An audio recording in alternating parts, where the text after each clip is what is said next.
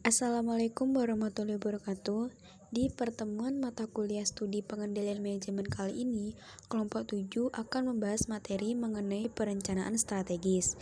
Sebelumnya, kelompok 7 terdiri dari Lutfi Fidalaidia, Muhammad Sultan Firdaus, Muhammad Inamul Aufa, dan Christine Handayani.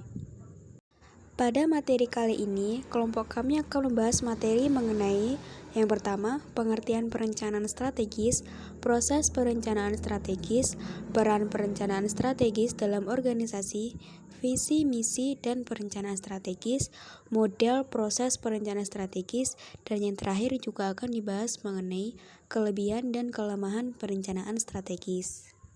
Arti penting dan jenis perencanaan. Perencanaan merupakan suatu hal pokok yang sangat mendasar bagi organisasi. Keberadaannya membuat segala sesuatu di dalam organisasi tersebut menjadi jelas dan terarah dengan baik. Hasibuan mengungkapkan pentingnya perencanaan, yaitu tanpa perencanaan berarti tidak ada tujuan yang ingin dicapai suatu organisasi atau perusahaan tersebut.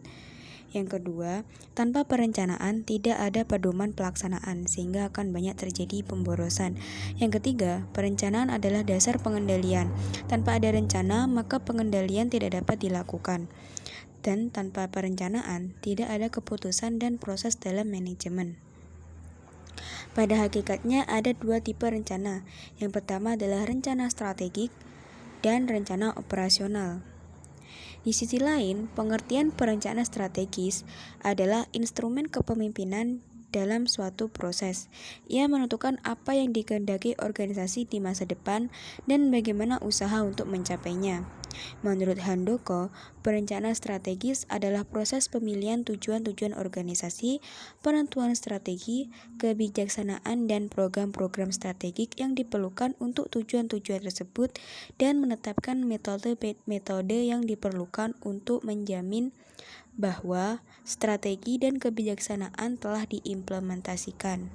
Secara ringkas, perencanaan strategik merupakan proses perencanaan jangka panjang yang disusun dan digunakan untuk menentukan dan mencapai tujuan-tujuan organisasi. Proses perencanaan strategis. Handoko menjelaskan bahwa secara ringkas langkah-langkah proses penyusunan strategik dapat diuraikan sebagai berikut. 1. Penentuan misi dan tujuan yang mencakup pernyataan-pernyataan umum tentang misi dan tujuan organisasi. 2. Pengembangan profil perusahaan yang mencerminkan kondisi internal dan kemampuan perusahaan. Langkah ini dilakukan dengan mengidentifikasi tujuan-tujuan dan strategi-strategi yang ada sekarang. Suatu profil perusahaan merupakan hasil dari analisa internal perusahaan untuk mengidentifikasi tujuan-tujuan dan strategi yang ada sekarang, serta memperinci kuantitas dan kualitas sumber daya perusahaan yang tersedia. 3. Analisa lingkungan eksternal dengan tujuan untuk mengidentifikasi perubahan-perubahan lingkungan. 4. Analisa internal perusahaan meliputi kekuatan dan kelemahan organisasi. Analisis ini dilakukan dengan memperbandingkan profil perusahaan dengan lingkungan eksternal. Tujuan proses analisa internal adalah untuk mengidentifikasi kekuatan dan kelemahan strategik yang penting bagi strategi perusahaan. 5. Identifikasi kesempatan dan ancaman strategis berupa penentuan berbagai kesempatan yang tersedia bagi organisasi dan ancaman yang harus dihadapi. 6. Pembuatan keputusan strategi mencakup identifikasi, penilaian, dan pemilihan berbagai alternatif strategi. 7. Pengembangan strategi perusahaan.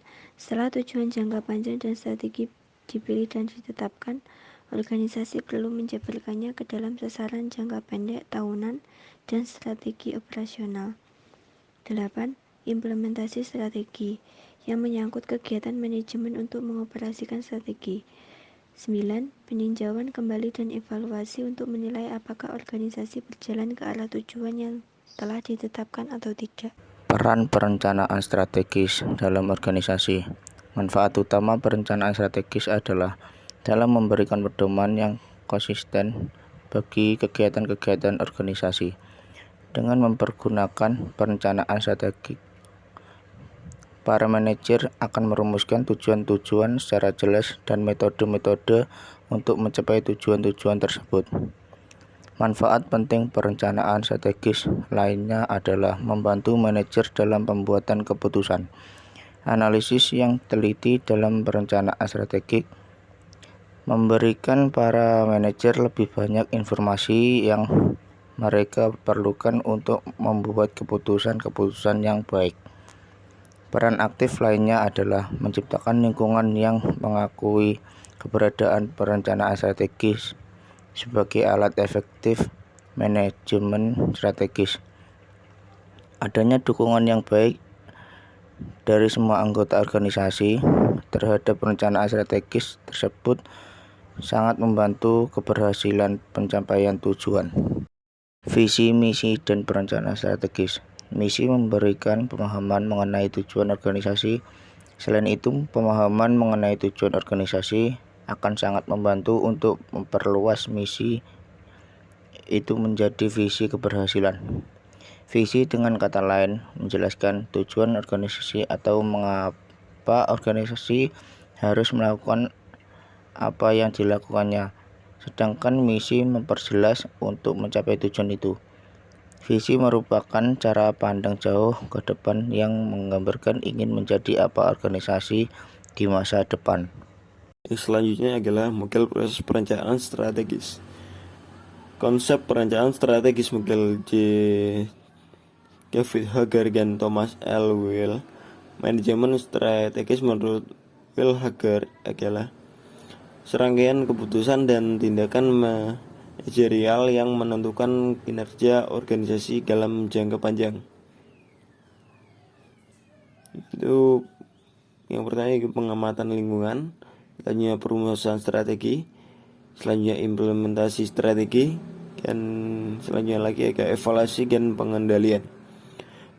Perumusan strategi adalah pengembangan rencana jangka panjang untuk manajemen yang efektif dari kesempatan dan ancaman lingkungan. Perumusan ini dilihat dari kekuatan dan kelemahan perusahaan.